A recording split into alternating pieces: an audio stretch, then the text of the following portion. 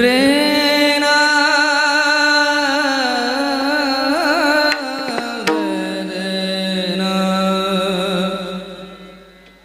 सुंदर ध्यान उभे विटेवरी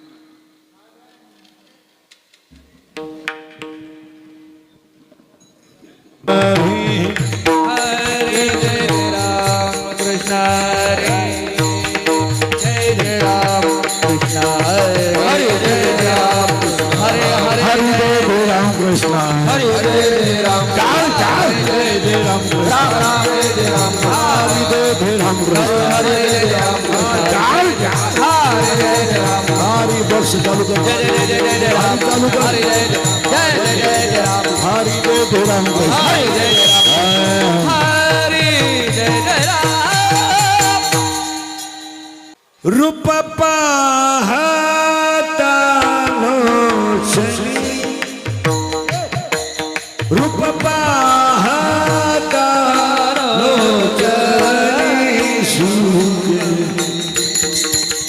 झाले वो सजन झाले वो सजन रूप पाहता लोचनी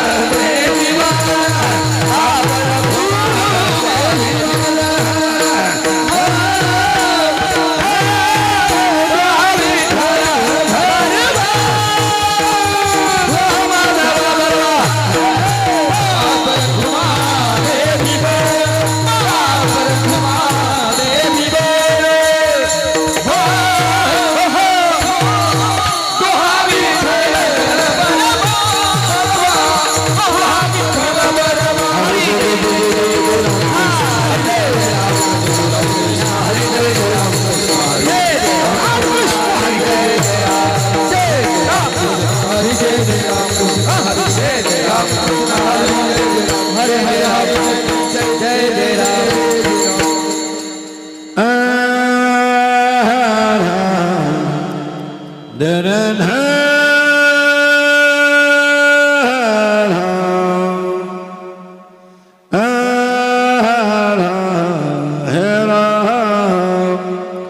आजी संसार सुफल झाला गे माई दिगिली पळ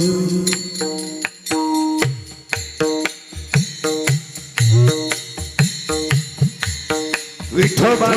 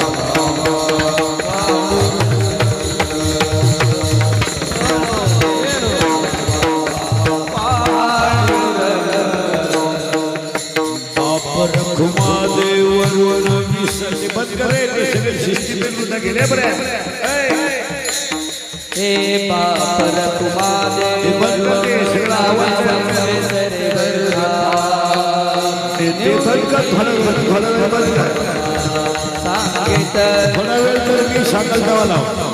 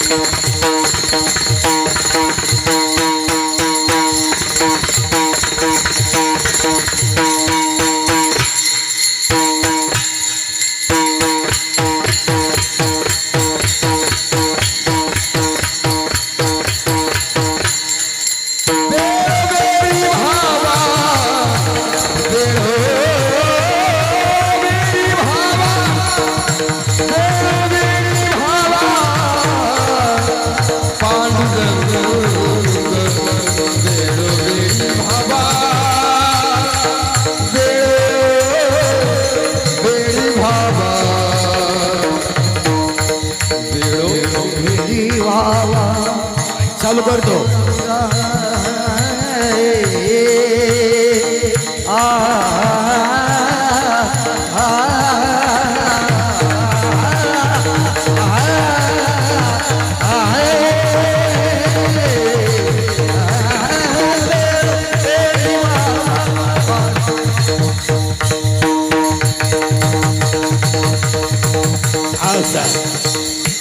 मग चालू कर. हा बंद आहे.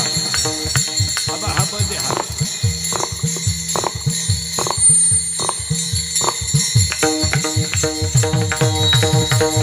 वेळोवेळी वेळोवेळी भाव पांडुरंग पांडुरंग पांडुरंग वेळोवेळी भाव पांडुरंग वेळोवेळी भाव पांडुरंग तो मज भाव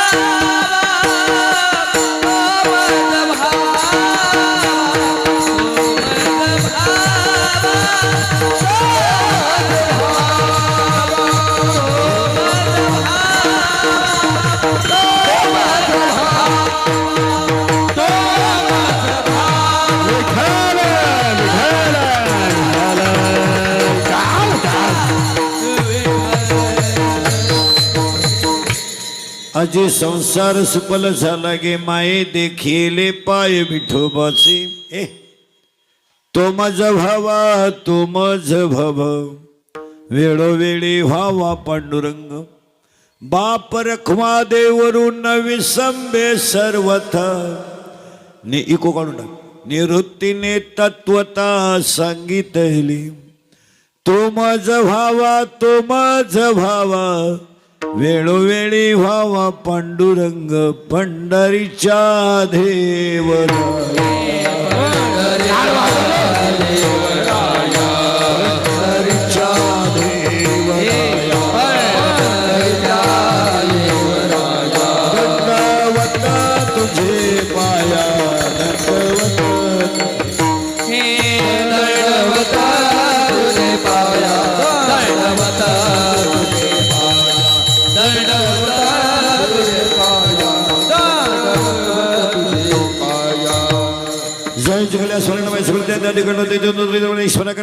तुमला भावात घालू त्याला त्याने आधी संसार सोबत झाला की माहिती गेले बाय विठोबाचे. तो माझा बाबा तो माझा बाबा वेळीवेळी पांडुरंग वापरा मध्ये समय सर्वता निवृत्तीने तत्वता सांगितले. तो माझा भावा तो माझा भावा वेळोवेळी व्हावा पांडुरंग विठाल.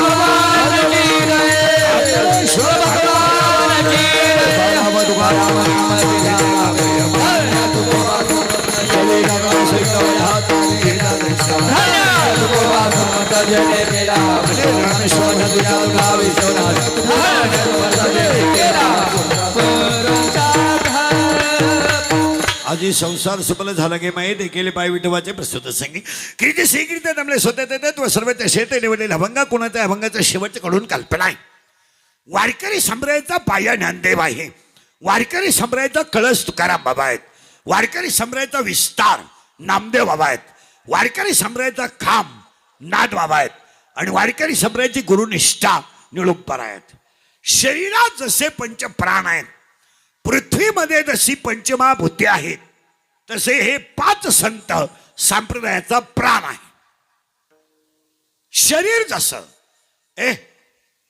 शरीर जसं प्राणाशिवाय राहू शकत नाही, पृथ्वी जशी पंचमहाभूताशिवाय बनू शकत नाही, तसं कलियुगातला माणूस संतांच्या विचाराशिवाय सुखी होऊ शकत नाही. या जगाला सुखी करणारे फक्त 4 जण आहेत. 1 आईवडील, 2 संत, 3 ग्रंथ आणि 4 भगवंत. या जगात फक्त 4 आहेत की ते जग सुखी करू शकतात. 1 आईवडील, 2 संत, 3 ग्रंथ, 4 भगवंत. माझ्या लेकराचं चांगलं व्हावं हे आईलाच वाटतं. माझं लेकरू मोठं व्हावं हे वडिलांना वाटतं. हे जगात सुखी व्हावं हे संतांना वाटतं. आणि माझ्या भक्ताला गर्भवासाचं दुःख नको हे देवाला वाटतं. आणि ह्या चार व्यक्ती सोडता ह्या चार व्यक्ती सोडता या जगातली सगळी माणसं स्वार्थी आहेत.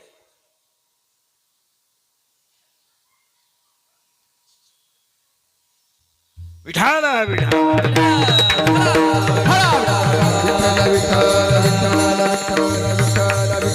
माईक चालू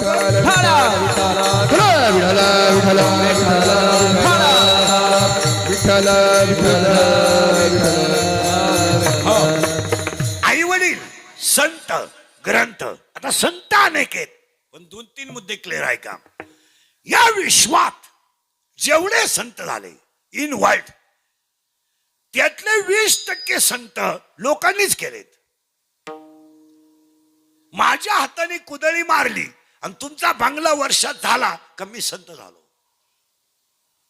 तुमच्या मुलीच्या लग्नाला आम्ही आशीर्वाद दिले आणि तुम्हाला नातू झाला की आम्ही बोला बोला संत झालो.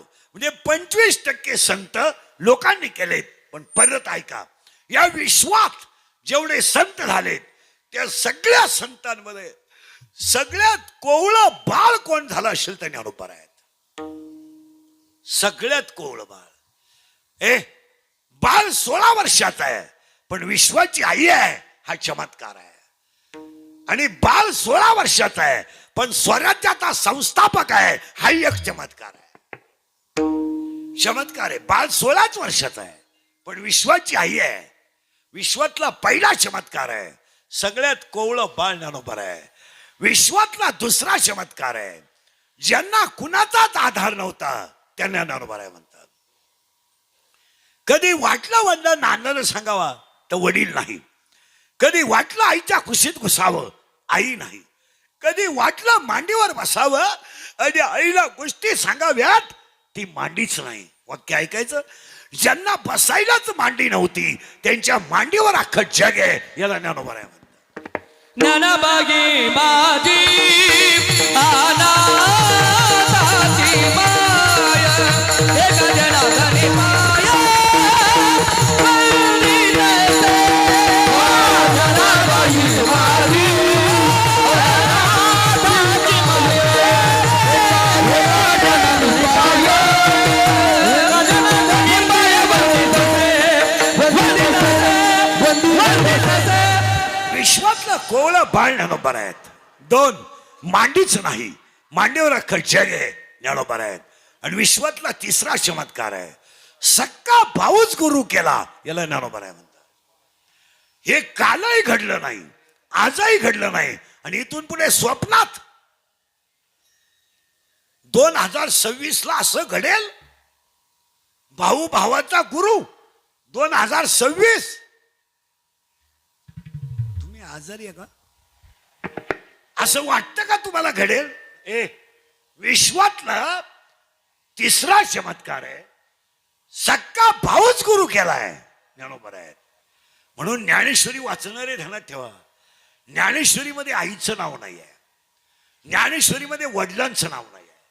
ज्ञानोबारायांच्या आईचं नाव ज्ञानेश्वरीत नाही आहे. ज्ञानोबारायांच्या वडिलांचं नाव ज्ञानेश्वरीत नाही आहे. आणि जगातली माझ्या सकट 90% माणसं फक्त नावासाठी जिवंत आहेत. फक्त जमीन विकून नाव कमावणारी लोक आहेत. नावासाठी सगळी माणसं नावासाठी आहेत. सगळ्यांचं कौतुक फक्त नावासाठी आहे. बस काहीच नाही. आम्हाला सुद्धा एवढा त्रास आहे. तारीख घेणारं जर नाव घेतलं नाही तर जाताना 10,000ला फटका बसतो. एवढे वाईट दिवस आहे. इतकं वाईट. माणसं नुसती नावासाठी जिवंत आहेत. पण आता बारीक आहे का. ज्ञानेश्वरीत आईचं नाव नाही आहे. ज्ञानेश्वरीत वडिलांचं नाव नाही आहे. त्याच्या पुढचं ऐकलं डोकंच बंद होईल तुमचं. ज्ञानेश्वरीमध्ये देवाचंच नाव नाही आहे. अख्ख्या ज्ञानेश्वरीत विठ्ठल शब्द नाही आहे. अख्ख्या ज्ञानेश्वरीत पांडुरंग शब्द नाही आहे. ज्ञानेश्वरीमध्ये 9,033 ओव्या आहेत. 3,500 दृष्टांत आहेत आणि 1,25,00,000 शब्द आहेत. 1,25,00,000 शब्दांमध्ये 2 शब्द खालचे आहेत. खालचे म्हणजे आपल्या दृष्टीनं. एक शब्द पहिल्या अध्यायात आहे आणि तो शब्द तिसऱ्या अध्यायात आहे. मूर्ख. मूर्ख हा शब्द पहिल्या अध्यायात आहे, मूर्ख हा शब्द तिसऱ्या अध्यायात आहे, गावंडेगा हा शब्द 16व्या अध्यायात आहे आणि गावंडेगा हा शब्द 18व्या अध्यायात आहे. अख्ख्या ज्ञानेश्वरीत मूर्ख हा शब्द 2 वेळा आहे आणि गावंडेगा हा शब्द 2 वेळा आहे.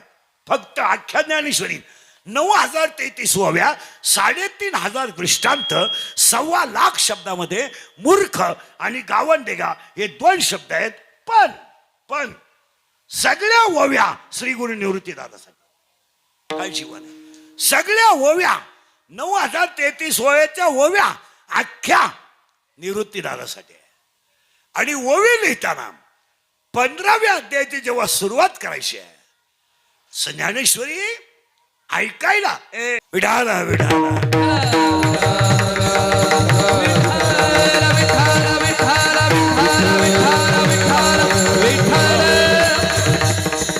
ज्ञानेश्वरीवर कृपा.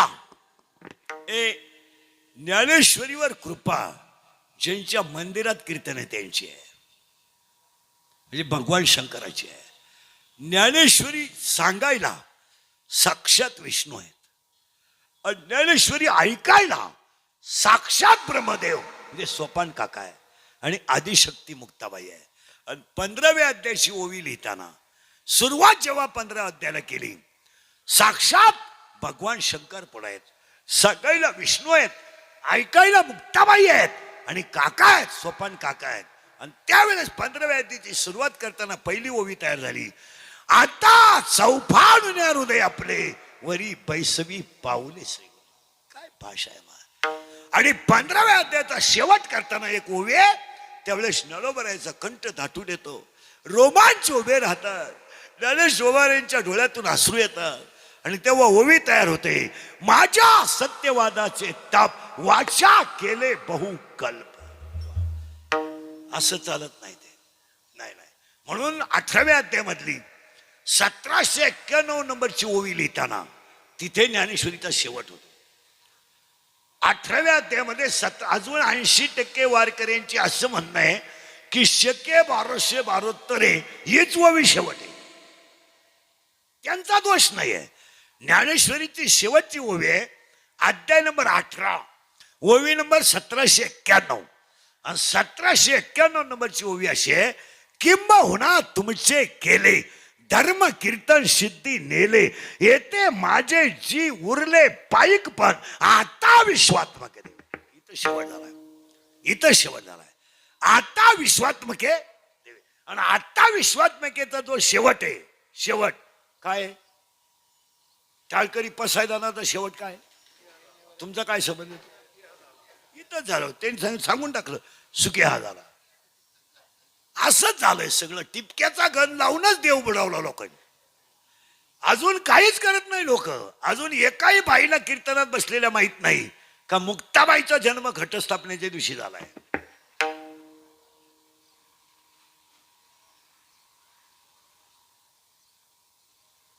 माहित आहे तुम्हाला? माहीतच नाही. तुम्हाला अजूनही माहित नाही का बहिणाबाईचा शेवट आणि त्याच दिवशी झालाय घटस्थापनेला. तुम्ही काय तपस करता? एवढ्या भजन्यांना सुद्धा अजून माहित नाही का माऊलीचा जन्म आणि कृष्णाचा जन्म एका दिवशी आहे. आम्हालाही माहित नव्हतं. माहितच नाही. कृष्ण जन्माचं कीर्तन करणाऱ्यालाच माहित नाही. माऊलीचा जन्म आणि कृष्णाचा जन्म एका दिवशी आहे, एका वेळास आहे. त्यांचा जन्म सांगू का पडतो? सांग का 2 मिनिटात? अरे सांगू का पडतो? तुम्ही तर काहीच बोला. सांगू. दादाचा जन्म आहे सोमवारी, दादाचा जन्म आहे सोमवारी, माऊलीचा जन्म आहे गुरुवारी, काकाचा जन्म आहे रविवारी, मुक्ताबाईचा जन्म आहे शुक्रवारी. यांच्या तिथी ऐका. दादाचा जन्म आहे आणि कोणत्या टाळकऱ्यानं मला निवृत्तीनाथाच्या जन्माची तिथी सांगा.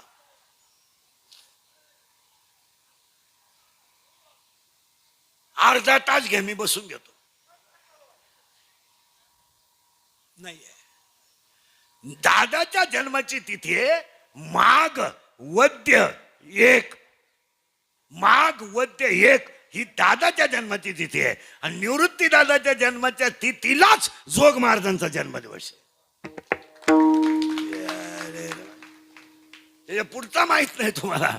जोग महाराजांचा जन्मदिवस माघवद्य एकला आहे, निवृत्तीदादाचा जन्म माघवद्य एकला आहे आणि जगन्नाथ पवारांचा जन्म माघवद्य एकला आहे.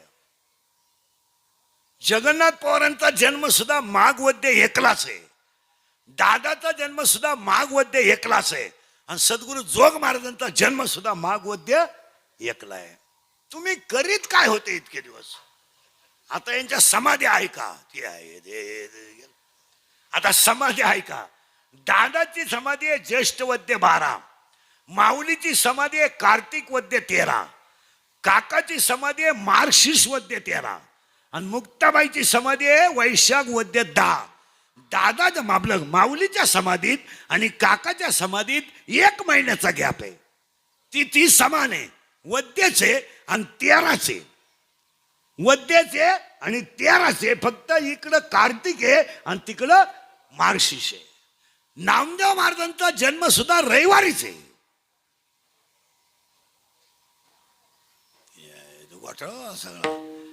नाही त्यांच्या समाधी आहेत.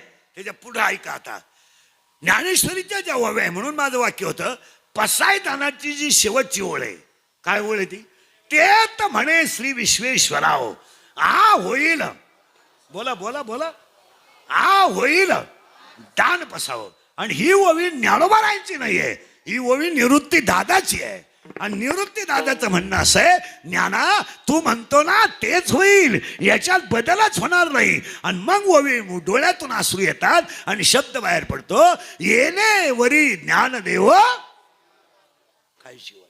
सुखी झालो दादा, आता माझ्या सगळ्या इच्छा पूर्ण झाल्या. ज्ञाना अरे बा तुझ्या इच्छा काय होत्या? जे खलांशी. म्हणून पारायण करणारे ज्ञानेश्वरी वाचणारे ध्यानात ठेवा, ज्ञानेश्वरी ग्रंथाचं पान सुद्धा कधी जोरात उचकू नये, कधीच नाही. आता तुम्ही वाचित नाही, भाग्यवान आहे. ज्ञानेश्वरीचा तुमचा संबंध नाही, तुमच्यासारखे भाग्यवान दुसरे कोणीच नाही. ज्ञानेश्वरीचं पान सुद्धा जोरात कधी उचकू नये. याचं कारण माहिती तुम्हाला? विश्वातला सगळ्यात कोवळा ग्रंथ ज्ञानेश्वरी आहे. अख्ख्या विश्वात जेवढे ग्रंथ झालेत त्या सगळ्या ग्रंथातला कोवळा ग्रंथ ज्ञानेश्वरी, सगळ्यात कोवळा. पण आमचे पारायण करणारे पठ्य असे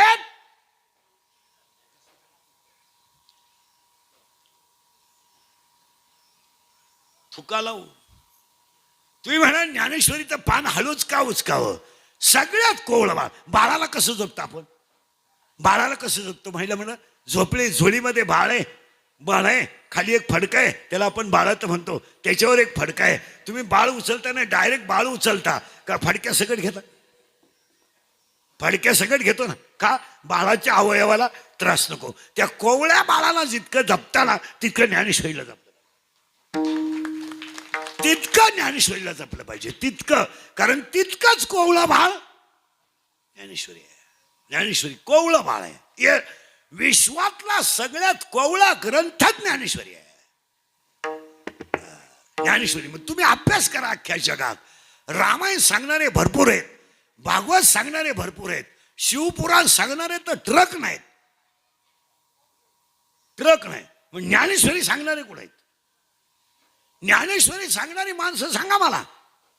वनारत नाही, ते वाघिणीचं दूध आहे, वाघिणीचं दूध आहे. तुम्हाला एक वाक्य सांगा, महाराज आहेत, ज्ञानेश्वरीची ओवी तोंडात यायला ज्ञानोबाची कृपा लागते. ज्ञानेश्वरीची ओवी तोंडात यायला सुद्धा माऊलीची कृपा लागते. तसं येणार नाही, येणारच नाही. आता हा मुलगा वाजवतो ना, हा डायरेक्ट पाखोदा नाही आहे, कधीच होणार नाही. यांची आजोबा वारकरी असले पाहिजे, आईकडचं नातेवाईक वारकरी असलं पाहिजे, घरात एक तरी वैष्णव असला पाहिजे, तेव्हा हा पाखोदे होईल. तर होणारच नाही. बाबाची बेंड घेते, बाबाची बेंड हे काय होणारच नाही, कधीच होणार नाही. याला सायंटिफिक भाषेमध्ये DNA ट्रान्सफॉर्मेशन म्हणतात. त्याला परमार्थ हा अनुवंशिकतेचा विषय आहे.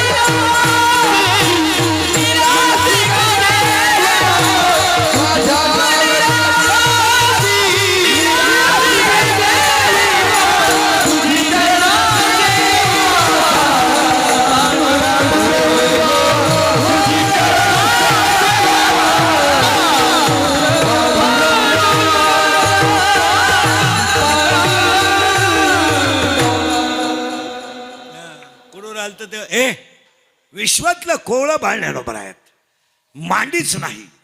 मांडीवर आहे का तू मोबाईल काढून घ्या, तू चमकू राहिला डोळ्यावर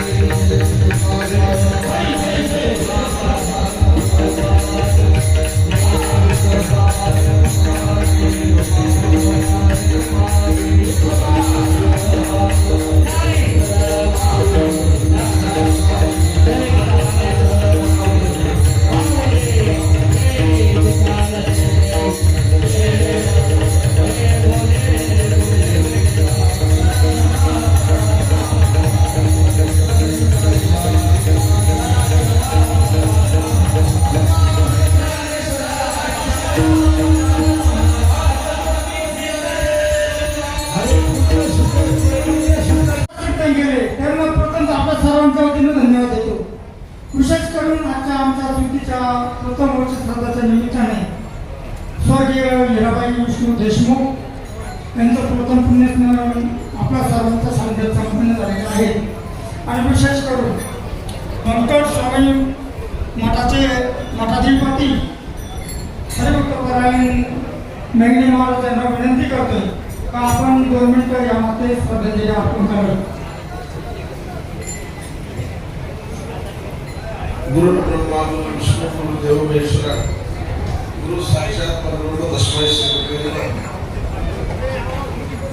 स्वामी गुरु महाराजांचे मोठे शिष्य व्यंकट स्वामी महाराज, व्यंकट स्वामी महाराजांचे परम शिष्य गुरुदेव सुदामबाबांच्या वर्षाने पावन झालेल्या पुण्यभूमीमध्ये गंगेच्या तीरावरती आणि पाताळेश्वर भगवान परमात्मा, नरराज भगवान परमात्मा आणि सर्व साधूंच्या आशीर्वादाने ते गाव जे आहे ते अतिशय चांगलं गाव आहे बेळवाडी. गुरुदेव बाबांचे या ठिकाणी वास्तव्य झालं. बाबांच्या सातत्याने सहवासामध्ये असलेल्या कुटुंबाचं अर्थात देशमुख परिवार, या परिवारावर गुरुदेव बाबांचं अतिशय प्रेम होतं आणि त्यांचं पुण्यस्मरण आहे. या दोघांना मी पाहिलं, साहेबांच्या वडिलाला आईला नाही पाहिलं. बाबावर किती प्रेम होतं. साहेब लाईव्ह असताना बाबा तिच्या घरी सातत्याने जायचं, आम्हाला जाण्याचा योग आला. महत्वाची दुसरी गोष्ट सांगायची म्हणजे गुलाम पवित्र देवाने उतारला. पवित्र ते पावन त्यांचे जन्म घेतली. बाबाबद्दल बेळवाडी गावकरी मंडळीला सर्वच माहिती आहे. बेळवाडी गावकऱ्यांना बाबांनी आशीर्वाद दिला. स्वामी महाराज गेल्यानंतर निवडणूककारांनी इथून बाबाला घेऊन गेले. जाताना सगळे लोक रडायला लागले. बाबा म्हणजे रडू नका, मी कायमस्वरूपी तुमच्यामध्ये आहे आणि तुमची मुलं जी आहेत ते शिकतील, मोठी होती, बाळाचे बाळासाहेब होती. आम्ही बेळवाडी गाव नंदनवन झाल्याशिवाय राहणार नाही. हा बाबाचा आशीर्वाद बेळवाडीकरांना तो खरा झालेला आहे. आणि म्हणून असे सात्विक परिवारामध्ये ही मुलं जी आहेत ती घडली. मग ते सुधाकर देशमुख साहेब, त्यांचे सर्व बंधू, त्यांचे नातू, त्याचप्रमाणे त्यांचे पुतणे, सर्व त्यांचा परिवार यांच्यावर बाबांची नितांत श्रद्धा आणि प्रेम होतं. बाबाने त्यांना भरभरून आशीर्वाद दिलेला आहे. आणि आजच्या कीर्तनामध्ये आदरणीय प्रमुख उमरेकर महाराज यांनी फक्त सांगायला कमी केलेलं नाही, सगळं काही व्यवस्थित केलेलं आहे. आणि त्याच्यामुळे आता मी जास्त वेळ देणार नाही. या परिवाराचा कायमस्वरूपी ऋणानुबंध, बेळवाडी गावकरीचा ऋणानुबंध कायमस्वरूपी आपल्याकडे राहिलेला आहे. तो भविष्य काळामध्ये चांगलं सुरू आहे, राहणार आहे. बरं साहेबांकडे एक मुलगा बाजीराव चव्हाण म्हणून आम्ही एक मुलगा दिलेला होता लॉकडाऊन मध्ये. तर साहेबांना सांगितलं, साहेब पनवेलला होते, साहेबांना सांगितलं साहेब या मुलाकडे लक्ष द्या, घरी जरा भांडण करतोय. साहेबांच्या सहवासात गेला आणि आज माननीय एकनाथराव शिंदे साहेब यांचा कट्टर कार्यकर्ता म्हणून तो चांगल्या पद्धतीने काम करतोय. साहेबांच्या बरोबर पिंपरी चिंचवडला आयुक्त साहेब होते दिलीप भट साहेब. ते ज्यावेळेस मराठवाडा विभागाला आयुक्त झाले त्यावेळेला त्यांनी त्या ठिकाणचा चार्ज घेतल्याबरोबर मी भेटायला गेलो. म्हणजे देशमुख साहेबांच्या प्रवासात तुम्ही काय द्यायचं त्यावेळेला त्यांनी मराठवाडा वैधानिक विकास मंडळातून 5 लाख रुपये आपल्या लोकशाही मला संस्थांना दिले. आज सांगायचं म्हणजे बाजीराव चव्हाण साहेब यांनी कालच मला फोन केला. म्हणजे देशमुख साहेब तुम्ही जाणार का? तुम्हाला जाणार आहे तर म्हणजे त्याच्या नागपूर कोणतेच करू नये. मी नागपूरला आहे, मला येता येत नाही, तर तुम्ही जा. त्यावेळेला मी पर्यटन विकास महामंडळाकडून शंभूराज देसाई साहेबांकडून आज लोकशाही महाराज संस्थानला साहेबांच्या मातोश्रीच्या स्मरणार्थ 1 कोटी रुपये देतो. त्याची ऑर्डर त्यांनी आपल्याला पाठवून दिलेली. गोष्ट सांगायची ते देशमुख साहेबांच्या सेवेचं फळ आहे. भविष्य काळामध्ये ऋणानुबंध आपला असाच राहावा. डोळे सुधार बाबा जर असते तुम्हाला सांगतो, डोळे भरून तुम्हाला सांगतो त्याच्याकडे पाहिला असतो डोळ्यातून असतो आणि बाबांच्या आम्हाला देखील त्याचा सहवास लाभला. दुसरी महत्वाची गोष्ट सांगतो, हा परिवार जो आहे तो सात्विक परिवार आहे. भविष्य काळामध्ये असेच काही ऋणानुबंध आमचे आणि त्यांचे राहावेत, आपले सगळ्यांचे राहावेत अशी विनंती करतो. आणि लोकशाही मला संस्थांच्या वतीने आई साहेबांना भावपूर्ण श्रद्धांजली अर्पण करतो. बाबांच्या वतीने श्रद्धांजली अर्पण करून माझे विशेष करून आमचे मोठे बंधू विलासराव देशमुख, त्याचप्रमाणे देवीदास विष्णू देशमुख आणि सुधाकर देशमुख यांच्या विशेष आभार असं मानायचे का गेली तात्यांच्या आईनंतर आपल्या सुदामाबाच्या विचारांना मानणारे हे कुटुंब आणि विशेष करून मी खऱ्या अर्थाने आपल्या सर्वांच्या वतीने सुधाकर भाऊ असेल, देवदास भाऊ असेल, प्रकाश भाऊ असेल, छायाताई असेल यांनी यानंतर असंच आपल्या गावावरती प्रेम ठेवावं. आणि दुसरी विनंती अशी आहे, प्रशासन अधिकारी वर्ग सरकारी इथं आलेला आहे त्या सर्वांचा मी आमच्या देशमुख परिवाराचा आभार व्यक्त करतो. आलेल्या सर्वच पाहुण्यांना विनंती, जेवण घेतल्याशिवाय कोणी जायचं नाही, कार्यक्रम संपला.